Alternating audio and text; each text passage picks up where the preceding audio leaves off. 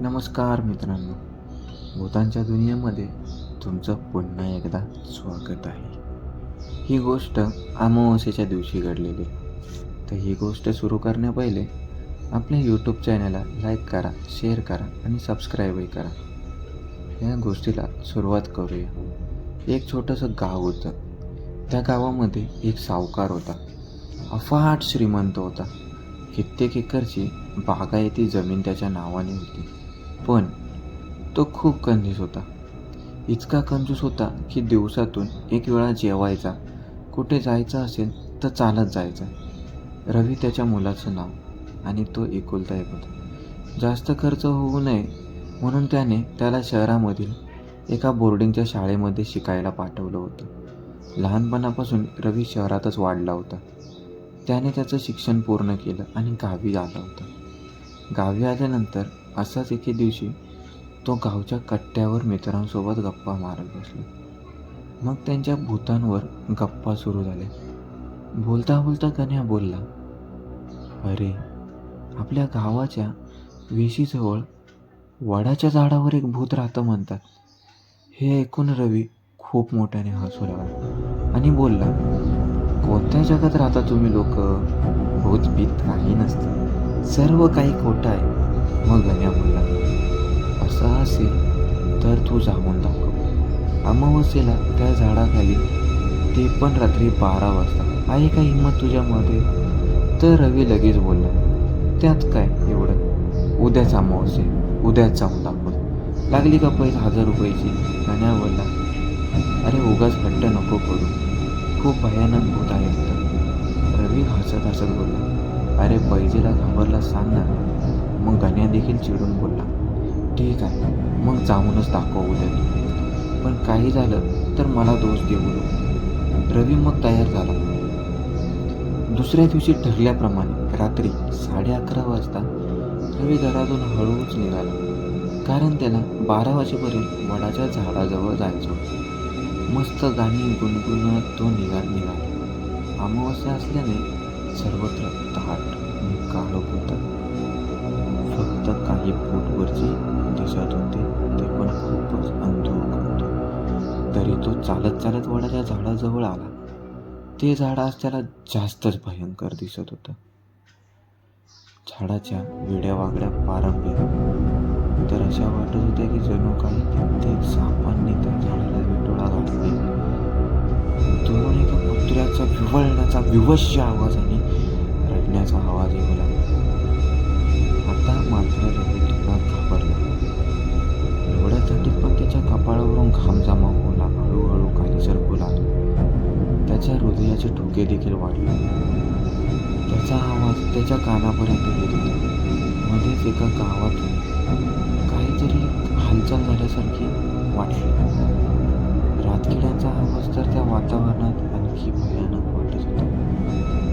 कसंबसं धाडस करून रवी त्या झाडाखाली आला आणि एकटक वर पाहू लागला.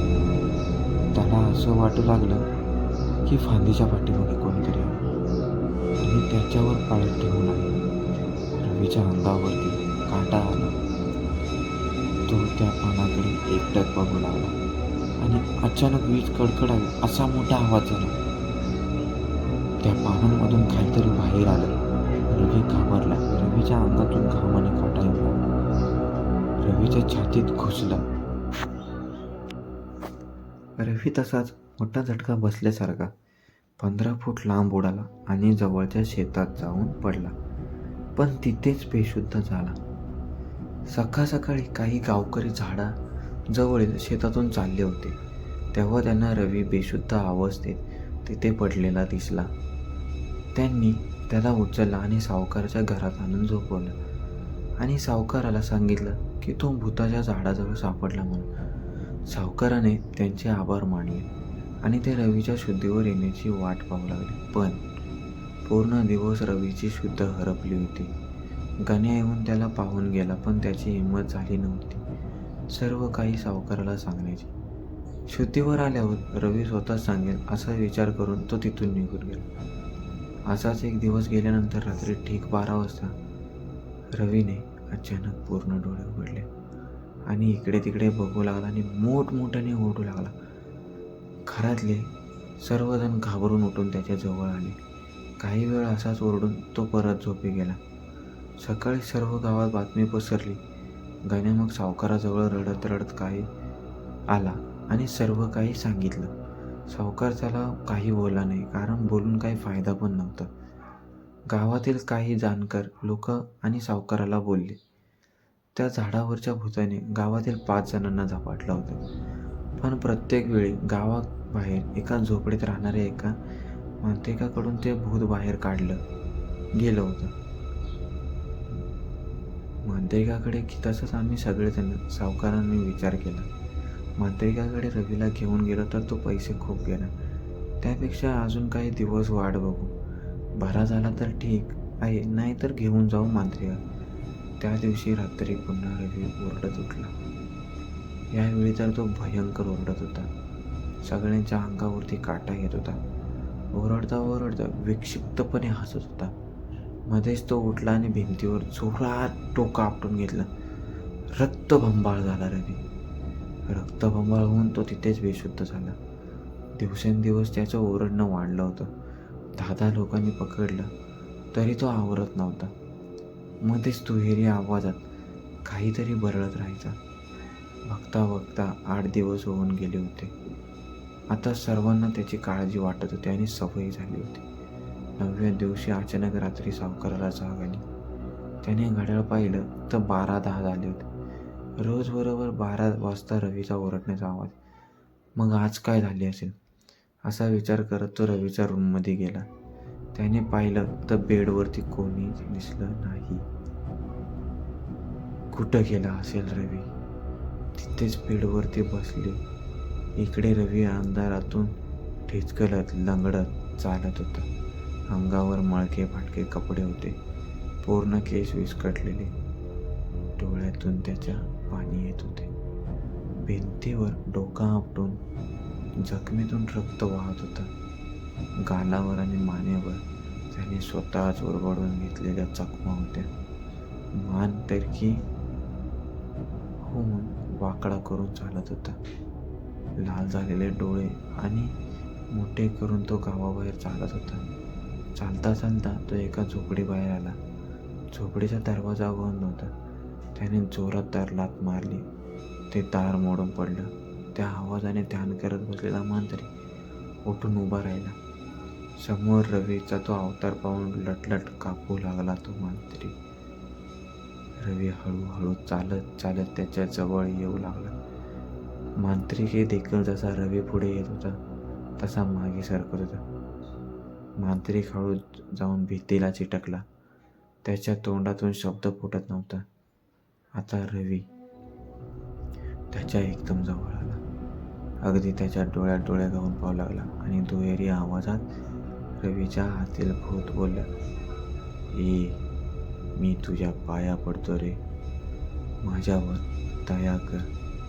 मला या रवीच्या अंगातून बाहेर काढ. 9 दिवस झाले काहीच खाल्लं नाही रे. खूप भूक लागली आहे. याचा कंजूस बाप हरामीसाला काही खायला देत नाही रे. माझ्यावर दया कर. झक मारली आणि याच्या अंगात आलो रे. मला बाहेर काढ. एवढं बोलून रवीच्या अंगातील भूत ढसाढसा रडू लागले. मांत्रिकाने तिला मंत्रतंत्राने बाहेर काढलं. आता त्या झाडाकडचे जर कोणी गेलं तर कोणाला भूतबाधा देखील होत नाही. हे सगळं झाल्यानंतर मांत्रिकाने त्या भूतास विचारले, तू या मुलास का झपाटले होते? तर त्या भूताने उत्तरही दिले, जो अमावस्येच्या रात्री 12 वाजता झाडाखाली येत असे त्याला मी झपाटत असे. मग तू, मांत्रिकाने विचारले, मग तू रवीच्याच अंगात का प्रवेश केला? मी देखील त्यांचे बोलणे ऐकले होते असं भूताने उत्तर दिले. आणि रवी रात्रीचा ओरडत ह्या कारणामुळे असे, कारण की माझे झालेले जळालेले रूप पाहून. तुमच्या गावातील याच सावकाराच्या वडिलाने मला जाळून मारलं होतं. ही गोष्ट कोणाला माहीत नाही. गावाबाहेरची जी पाटीलकीची जमीन होती त्या वादापायी, कारण की ही जमीन फक्त माझ्या नावावरती होती. माझ्या घरातील सगळे वारल्यामुळे, याच कारणामुळे हा सावकाराचा मुलगा माझ्या तावडीत घावला. मी याला त्रास देईल, सावकाराला त्रास देईल या हिशोबाने मी याच्या अंगात प्रवेश केला होता. पण याचा बापही कंजूस होता आणि याचा आजोबाही कंजूस आहे. या हिशोबाने मी या पोराला त्रास देऊन काहीच फायदा नाही आहे. पोराची अवस्था पाहून देखील मलाच वाईट वाटत आहे. म्हणून मी मांजरिका तुझ्यापाशी आले आणि मला बाहेर काढ.